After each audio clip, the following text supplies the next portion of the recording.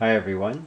This is an update that I'm doing today to help anyone who's interested in looking into this and trying to, I guess, experiment and see if they can get this effect happening.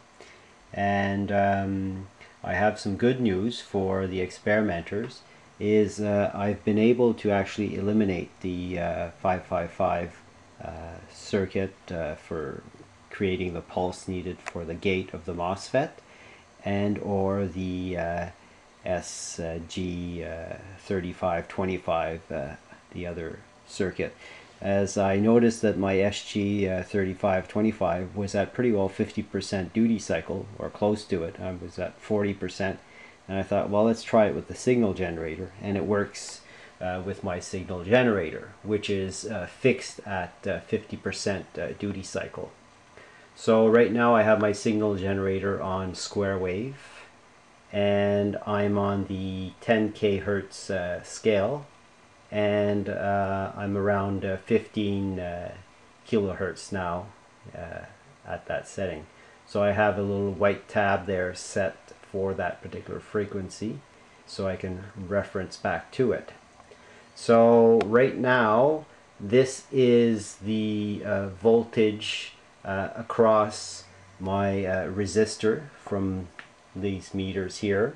So there's a 1 ohm resistor, and that resistor's a little bit out.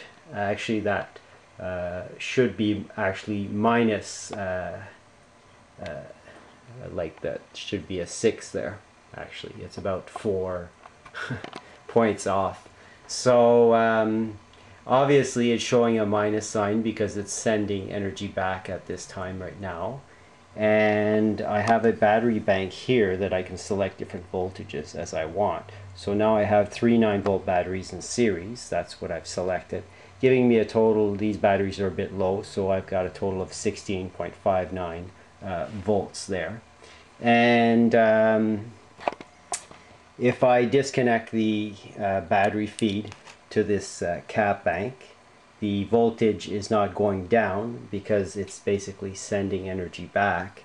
And if we look at the voltage, I just need to change this terminal here to look at the voltage across the capacitors there instead of the resistor. And there is the voltage across the capacitor. Obviously it's going up because there's energy going back the other way. So today we'll try to look at all these different things in a more logical order, so we can get down to an agreement or an understanding, or hopefully a better understanding of what's happening.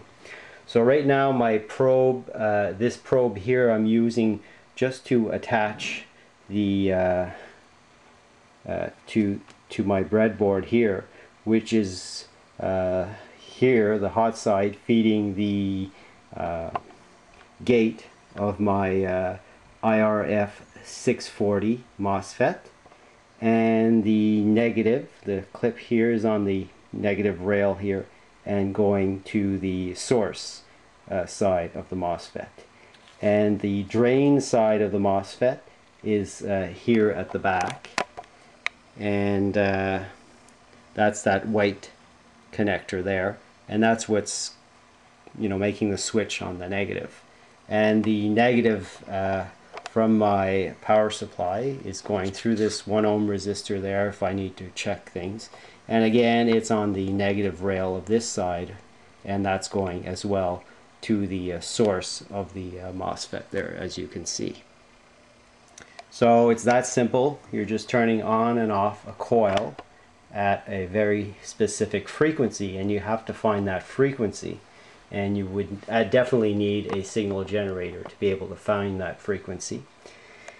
And here is the coil, and it's a toroid coil with a ferrite inductor, and I've got a little stack of 1/2 inch by 1/8 neomagnets there. I've got 4 of them, and then I've got an airspace that I created with these plastic sheets there, and I would say that airspace is about 1/8 of an inch approximately at this time right now. We're doing a little bit of a different experiment here, and I'll explain to you why. And then I've got an air core here. This coil has no core into it, and picking up a voltage across a load here, and that's a 50k ohm load. To be more precise, 49,850 ohms is the precise reading of that. So actually right now what I've done is I've tuned this, the inductance of that toroid to match the exact inductance of this toroid here. And the experiment I'm going to show you is that this one here, without applying a magnet, has or half of this toroid anyways, because this is a two section wound as well. Half this toroid has 221 millihenries here, and that toroid there, I've tuned it with the magnet to be further away, and it also has 220 millihenries. And what I want to show you is, even though the magnets actually have an effect, even though we have now two coils that are exactly matched as far as inductance is concerned, we have a preferable effect here, and I can prove that, and that's what I'll show you right now. So what I'll do now is I'll stop the camera and just connect the inductance meter. So obviously we are seeing, okay, that we've got voltage that we're capable of collecting back, adding this coil here to pick up some energy there, and you're seeing that the capacitor bank is continuously charging itself, okay, and there you go. So now all we'll do is just change from this coil to this coil here, which is matched, like I say, same inductance but no magnets. So let's do that now. Okay, there is my inductance meter attached to the coil with the magnet, which is at 221 millihenries, and there is the connection there, these yellow and black alligator clips that I've added, which are connected there. So that's what we have with the coil and magnet. Now I'll attach the meter to this second coil here, and that's the same inductance now. Okay, now there is the inductance attached to the other coil. It's at 220 millihenries as well. And there are the leads going there to connect here at the back. There's the wires there on that coil, and that's that coil there. Same inductance. Okay, now I've attached the positive and negative from the source. So that's my positive from my cap bank, that's the negative side from the switch, and had to make a small adjustment as well on the frequency. There's a little difference in DC resistance between this toroid and that toroid, and most likely that's what's causing the difference in frequency. But I've tuned it many ways, and I guarantee you I cannot get it to go lower than 36 microamps here. If you see, I go up, the power consumption will go up, and this is where the other one was at. Okay, so you don't want to go there, it's increasing. And if I go this way as well, it's going to go up as well. So this is the frequency where I get the best lowest current use, and as you can see, the current use is not going down to zero.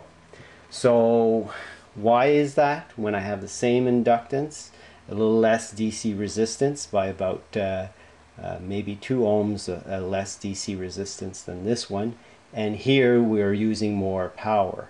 So I don't understand why. I haven't changed anything on the characteristics of the MOSFET, any of that, other than just changing the frequency there just to get the lowest reading. So that's telling us something. Here is something else that you could see. If I now approach this pickup coil here, we have absolutely no power going to our capacitor bank. So again, without a magnet, we're not capable of picking up anything, and we're not capable of getting it to come down. Now I'll have to make a second part video so we can look at the rest. Thanks for watching, and look for the next video.